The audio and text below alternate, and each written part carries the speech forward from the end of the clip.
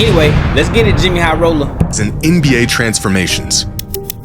Off-season NBA transformations. All right. As empty as they are inevitable. With every new season comes the barrage of Zion. clips, videos. Zion was a disappointment. I thought Zion was gonna be, man. Hold on.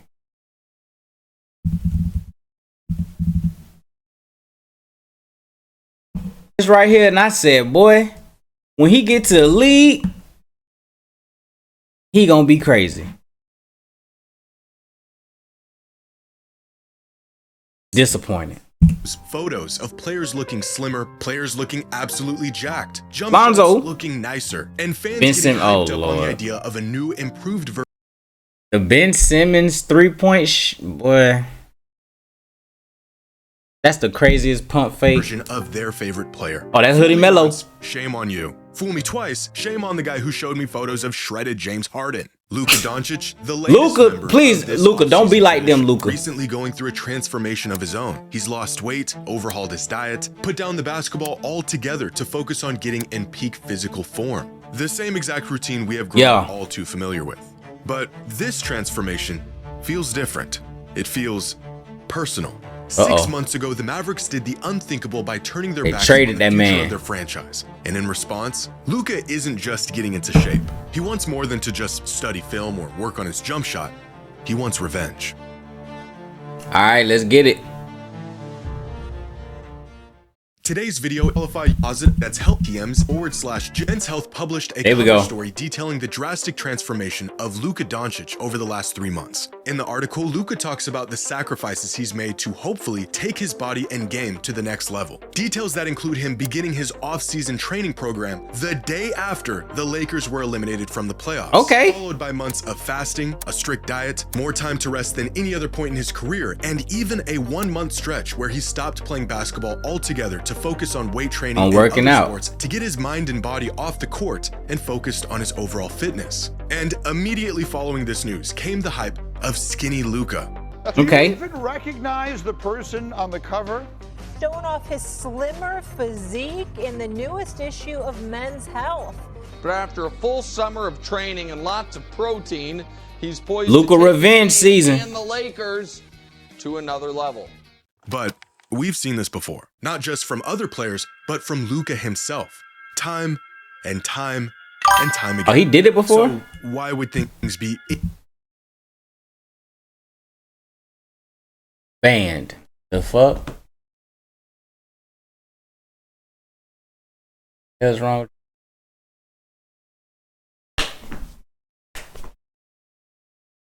The fuck? Talking about go to this website, move to space. No, remove you from my chat. Come on, bro. Why do y'all do this?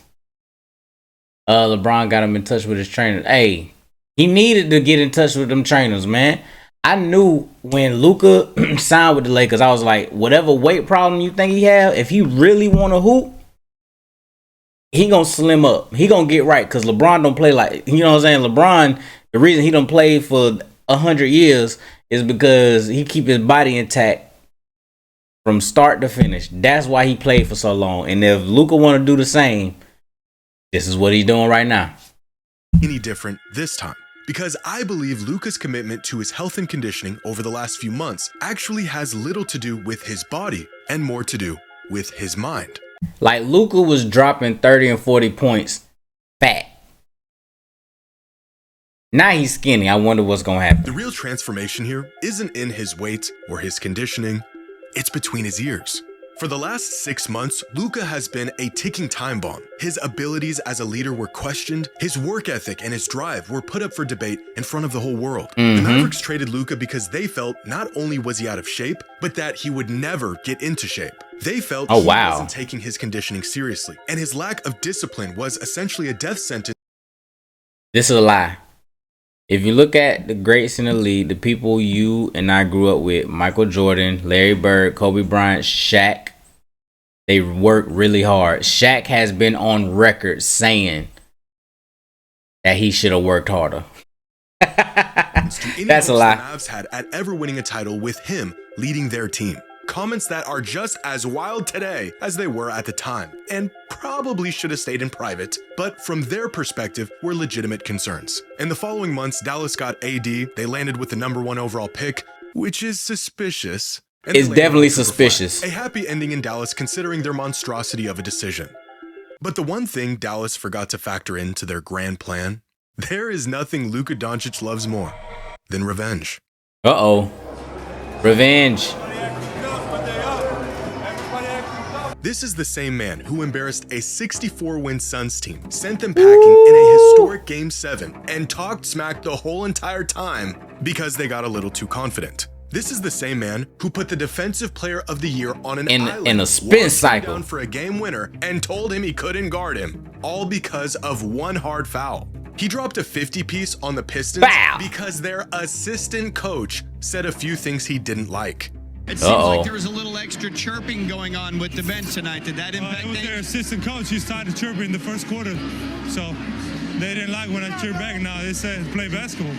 Me, I'm gonna chirp. Luka revenge season is on the way. I didn't even think about that. He let them Suns was talking so much trash. He was like, bet.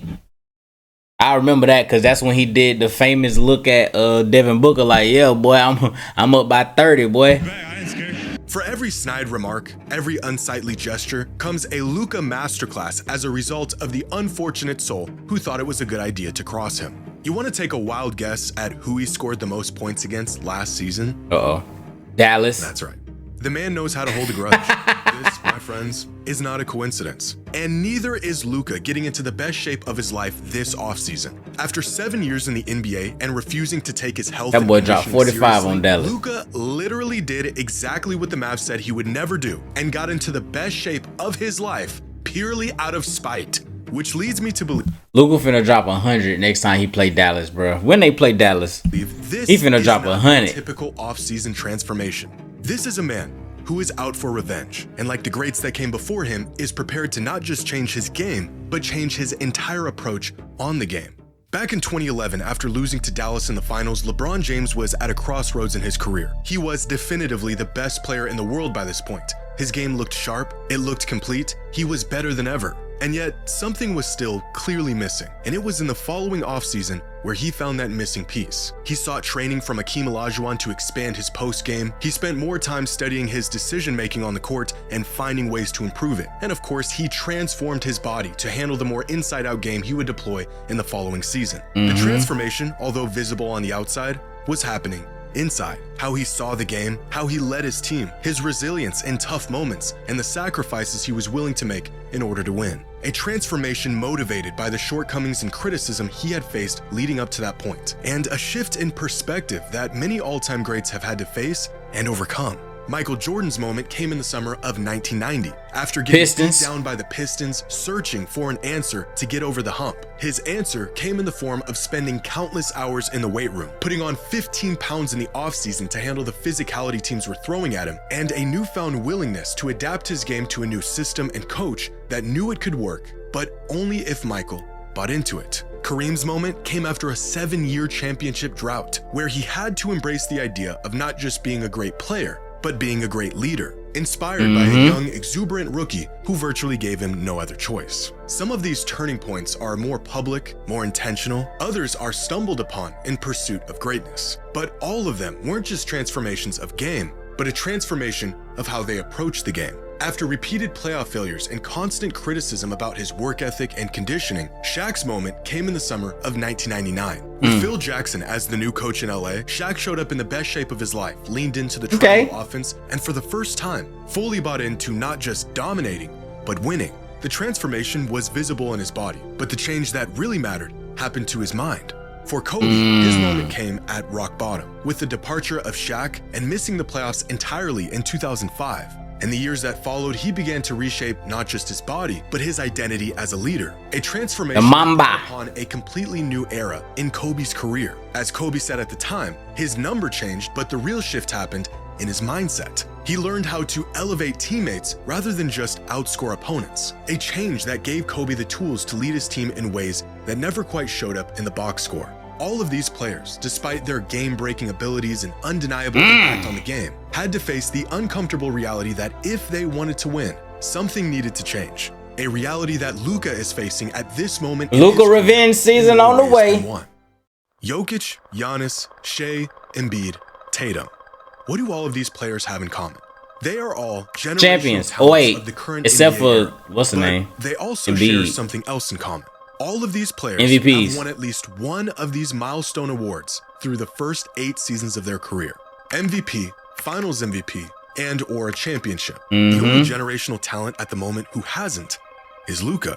In fact, almost without exception, every all-time great modern player stamped their legacy with Luka MVP season on the way. That separate great players from all-time great players by the end of their 8th season in the league. Most of them with many of these awards. By this point, nearing about the halfway mark of a player's career, the truly transcendent players are well on their way to checking off these accomplishments. And in terms of talent, impact, and numbers, Luka should be in this class by now. That has not only been the expectation, but the trajectory he's been on for the past half-decade. But he has yet to achieve any of these accomplishments going into his 8th season in the league. Luka just had to sit by and watch his own draft classmate pull off a historic run. MVP, Finals MVP, and a championship in the same season. All while Luka was being told he didn't even have what it takes to lead a team to a championship.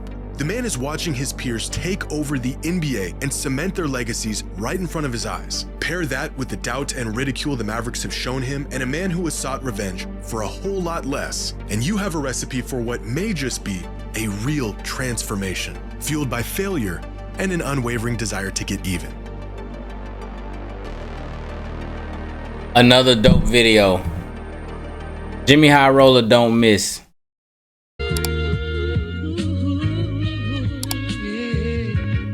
Could you turn me up in the headphones a little bit?